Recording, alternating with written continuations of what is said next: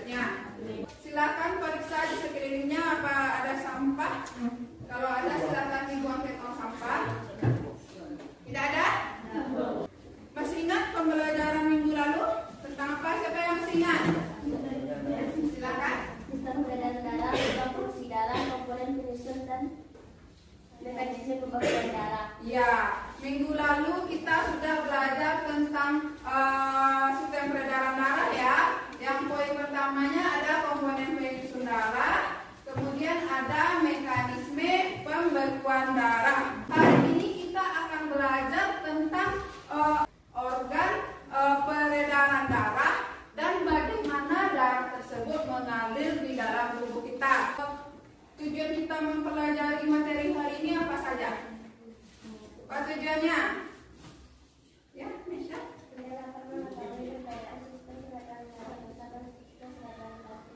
Nah, ya. Kemudian apa lagi? Ya. Kita mengetahui jenis-jenis peredaran darah pada manusia. Nah, ada yang tahu lagi? Ya, ada? Kita langsung mengetahui karakteristik organ peredaran darah. Ya. Mau menampilkan video, silakan disimak. Pernahkah kamu menaiki kendaraan yang sedang bergerak di sepanjang jalan raya? Apa saja yang bisa kamu lihat di sepanjang jalan raya tersebut? Keadaan yang sama terjadi dalam sistem peredaran darah manusia. Mengapa dikatakan demikian? Sistem peredaran darah manusia terdiri dari darah, pembuluh darah, dan jantung. Darah diumpamakan seperti sebuah kendaraan yang mengangkut banyak muatan maupun penumpang. Di dalamnya terkandung air, zat makanan tercerna, zat sisa metabolisme. Pembuluh darah diumpamakan sebagai sebuah lintasan atau jalan yang dilalui oleh kendaraan yang berfungsi sebagai media pengangkutan bagi darah. Sedangkan jantung berfungsi sebagai tempat pemerhentian sementara sebelum darah melanjutkan peredarannya ke seluruh sel-sel tubuh. Berdasarkan video tersebut, apa yang dapat kita gali informasinya? Ya. Sistem peredaran darah manusia terdiri dari darah, pembuluh darah, dan jantung. Nah, iya. Yang kedua kira-kira apa lagi? Nah, silakan. Aktivitas yang terjadi di jalan raya mirip dengan sistem peredaran darah manusia. Iya. Berkaitan dengan materi kita hari ini, apa yang ingin Ananda ketahui? Ya, silakan. Darah manusia dan mekanisme kerja pembuluh darah. Iya. Kemudian yang nomor 2, ada yang mau bertanya? Ya, silakan. Bagaimana struktur jantung pada manusia, seperti apa mekanisme kerja dari jantung? Oh, ya, masih ada? Ya. Apa perbedaan peredaran darah dengan peredaran darah? Iya. Masih ada? Ada yang lain? Tidak? Pak. Nah, kita jawaban sementara dari pertanyaan yang sudah muncul tadi apa? Ya, silakan. Jantung memiliki 4 ruang yang terdiri dari serambi kanan dan serambi kiri, serta bilik kanan dan bilik kiri. Ruangan tersebut dipisahkan oleh katok yang berfungsi untuk mengatur jalannya darah sesuai jalur masing-masing. Nah, iya, ini jawaban dari kelompok 3 ya.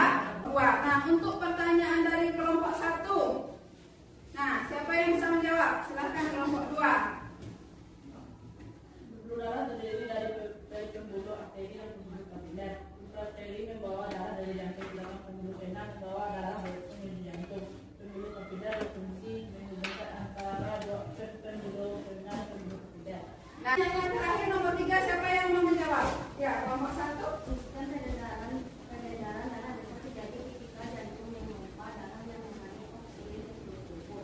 Sedangkan sistem peredaran darah bisa terjadi ketika jantung memompakan darah yang menyumbangkan karbon dioksida ke paru-paru. Nah, ya. Jadi ini sepakat, ini jawaban sementara kita. Kita akan bahas lebih dalam lagi. Apakah jawaban Anda sudah betul, sudah lengkap, sudah tepat? Nah, kita akan bahas dalam diskusi. Seperti biasa kita menggunakan LKPD dan bahan ajar ya.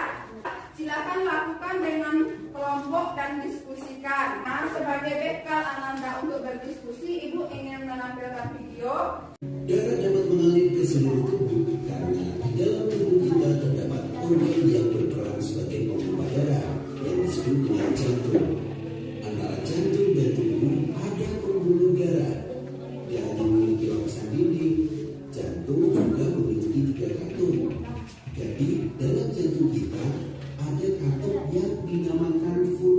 Fungsi dari pembuluh darah secara keseluruhan adalah mengalirkan darah keluar dari jantung hingga kembali ke jantung dan dibagi menjadi 3 pembuluh utama. Ada pembuluh darah arteri, ada pembuluh darah vena, dan juga ada pembuluh kapiler. Kira-kira bisa dipahami? Sudah ada bahan untuk diskusi? Diskusinya dinilai ya, jadi bekerja sama, semakin kompak kelompoknya. Boleh. Semakin kompak kelompoknya, semakin bagus nilainya. Waktunya 30 menit.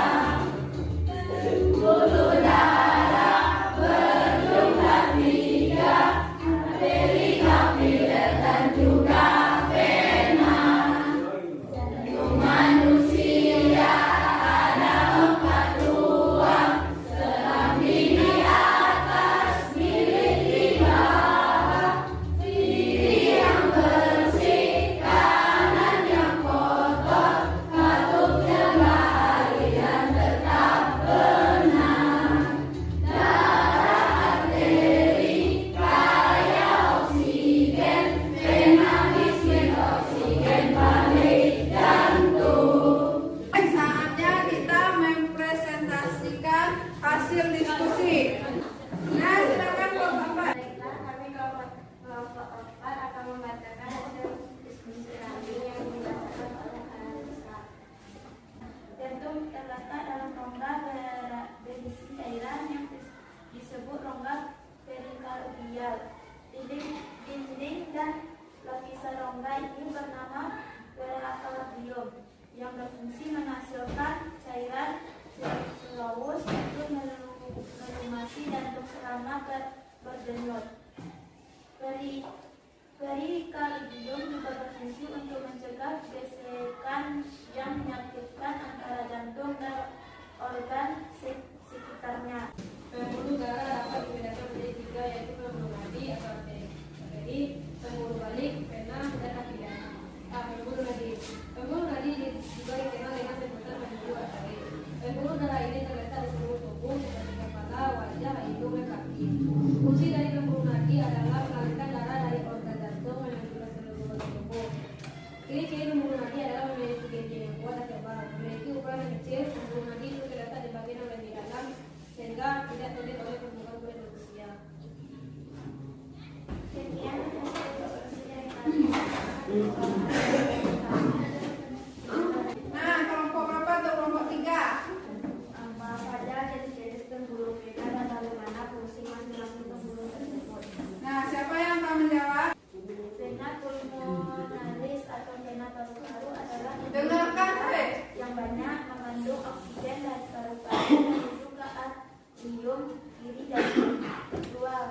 Vena cava atau vena sistemik adalah pembuluh darah yang membawa darah dari seluruh tubuh menuju ke jantung bagian atrium kanan kiri. Ya, jadi si vena ini dia dikelompokkan secara garis besarnya itu ada 2. Ada namanya vena pulmonalis yang berhubungan dengan pulmo, dengan paru itu namanya vena pulmonalis.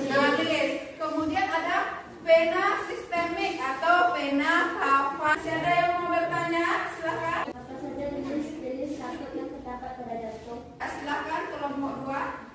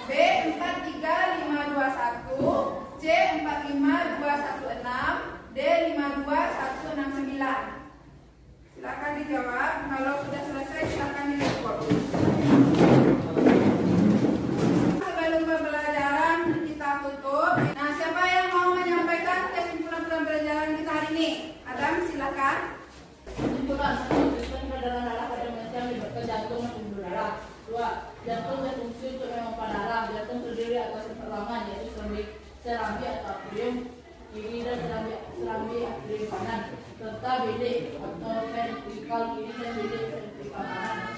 Jantung terletak dalam rongga isi cairan yang disebut rongga perikardial. Dinding pernapasan rongga ini bernama perikardium yang berfungsi menghasilkan cairan seluruh untuk melumasi jantung selama berdenyut. Perikardium juga berfungsi untuk mencegah gesekan yang menyempitkan antara jantung dan organ di sekitarnya. Tadi kira-kira ada dipahami apa saja yang kita pelajari hari ini?